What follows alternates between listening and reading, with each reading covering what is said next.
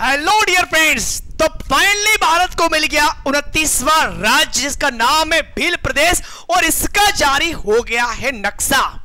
सुनकर कैसा लगा कि सर 29वां राज्य बन गया और हमें अभी तक पता ही नहीं? जी बिल्कुल, ऐसा ही कुछ होने वाला है। आने वाले समय में 29वें राज्य के रूप में आपको मिल जाएगा भील प्रदेश।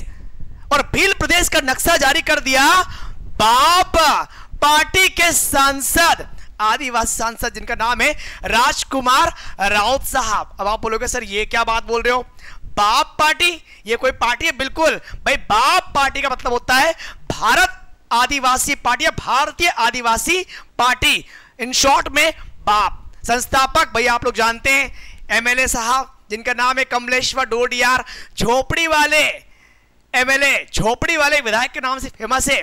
दिखाऊंगा उनका फोटो आपको भाई, बहुत फेमस। यहां तक कि विधानसभा में जब ये पहली बार गए थे ना स्पीच देने के लिए, अपनी मोटरसाइकिल लेकर गए थे, कार वार नहीं, मोटरसाइकिल।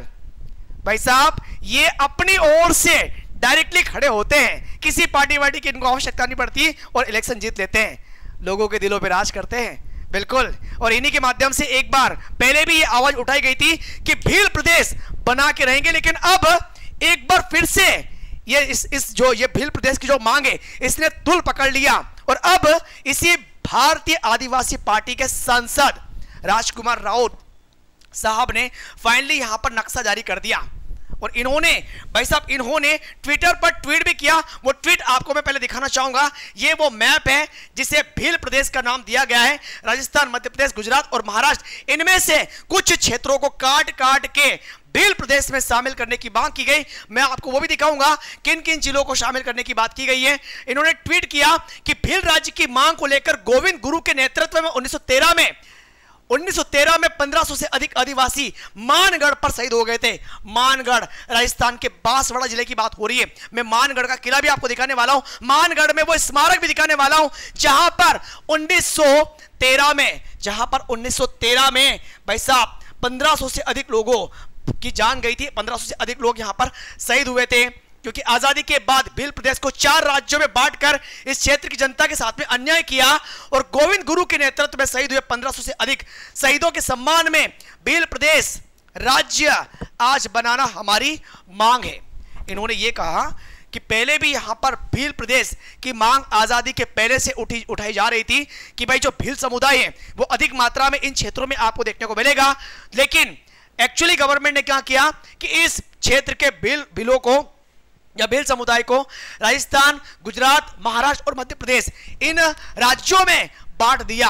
तो इनका कहना कि भाई साहब उन तमाम प्रकार के भील समुदाय के साथ में ये अन्याय हुआ है और इनका यह कहना है कि यदि सरकार वास्तव में आदिवासियों की हितैषी है तो आदिवासियों की जो मांग वर्षों से चली आ रही है, भील प्रदेश जो आदिवासी समुदाय के अस्तित्व और पहचान को बनाए रखने के लिए बहुत जरूरी है, इस मांग को पूरा किया जाना चाहिए। और ये जो इनका ट्वीट है ये 15 जुलाई का, भाई साहब सोचिए 15 जुलाई का है, यानी कि अभी हालिया में इन्होंने भील प्रदेश का नक्शा जारी कर दिया।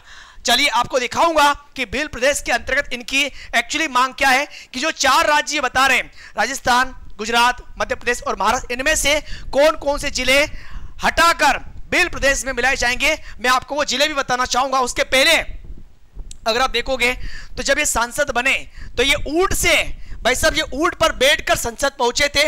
ये बाप के सांसद, बाप मतलब कि भारतीय आदिवासी पार्टी, बाप मतलब वो बाप नहीं है ना, भारतीय आदिवासी पार्टी के सांसद दिल्ली, लेकिन इनको पुलिस ने रास्ते में रोक लिया। इसके पहले भी ये मांग कई बार उठाई जा रही थी क्योंकि इस मांग को पहले भी उठाया गया था बाप पार्टी के एमएलए कमलेश्वर डोडियार, और ये भाई साहब बाइक से विधानसभा गए थे।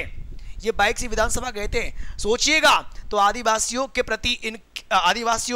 प्रति जो इनकी खास करके जो हित में ये बात करते हैं और तमाम आदिवासी क्षेत्र इनके समर्थन में ऑल टाइम खड़े रहते हैं। आप देख पाओगे नॉर्मल तरीके से कोई गाड़ी घोड़े नहीं इनके पास, बस बाइक से आना जाना कर रहे हैं। यहां पर भी अगर आप देखोगे, आगे भी अगर आप देखोगे तो भाई साहब आपको ये पता चलेगा जब ये एक अस्पताल में निरीक्षण के लिए पहुंचे तो वहां के जो अधिकारी थे उन्होंने इनको पहचानने से रोक लिया, गाली गलौज की। भाई साहब ये तमाम एक्टिविटी इनके माध्यम से आपको देखने को मिलेगी।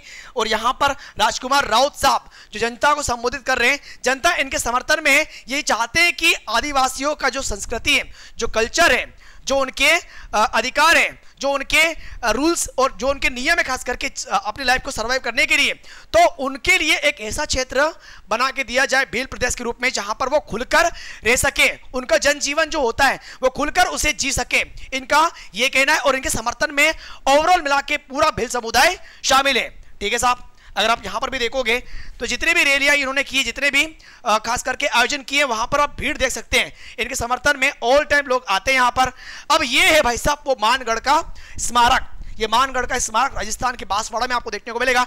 1913 में यहां पर भील समुदाय के कई लोग एकत्रित हुए थे और ब्रिटिश ने आकर के अंधाधुन यहां पर, भाई ब्रिटिश गवर्नमेंट के जो सेना थी उन्होंने आकर के अंधाधुन यहां पर फायरिंग की थी, ब्रिटिश गवर्नमेंट की पुलिस ने, और फायरिंग भी तब तक चलती रही जब तक उनकी बंदूकों में गोली खत्म नहीं हो गई। लगभग इसमें 1500 से ज्यादा लोगों की डेथ हुई, शहीद हुए, और उन्हीं की याद में अभी तक ये जो मांग है लगातार बढ़ती जा रही है। और इस बार तो भाई साहब कुछ ज्यादा ही हो गई, यानी कि बाप पार्टी के सांसद राजकुमार राउत साहब ने फाइनली यहां पर नक्शा जारी कर दिया कि इस प्रकार का हमारा क्षेत्र होगा। और इनके समर्थन में आप देखोगे तो कई लोग अभी भी खड़े हैं भील समुदाय के। इनका मानना यह है कि जो 4 राज्य मैंने आपको बताया, मध्य प्रदेश, राजस्थान, गुजरात और महाराष्ट्र, इनमें जो भील समुदाय के लोग थे उनको बांट दिया था। अब इनमें से ही उन क्षेत्रों को वापस काट के एक भील प्रदेश बनाया जाएगा। मध्य प्रदेश के अंतर्गत आने वाले तमाम प्रकार के जिले, राजस्थान में ये जिले हो जाएंगे, गुजरात की ये, और महाराष्ट्र में ये तमाम जिले, इनको मिलाकर के एक प्रदेश बना जाएगा जिसका नाम होगा भील प्रदेश। और ये मांग तेजी से भाई साहब उठाई जा रही है। तो फिलहाल आप लोगों का मत यहां पर क्या होगा कि क्या भील प्रदेश बनना चाहिए या नहीं बनना चाहिए? भाई जो भी आपकी राय हो कमेंट सेक्शन में लिख करके बताने का प्रयास जरूर करिएगा। बाकी हम लोग मिलेंगे इससे रिलेटेड कुछ नई अपडेट के साथ में। सो अभी के लिए बहुत बहुत धन्यवाद। Thank you. जय हिंद, जय भारत।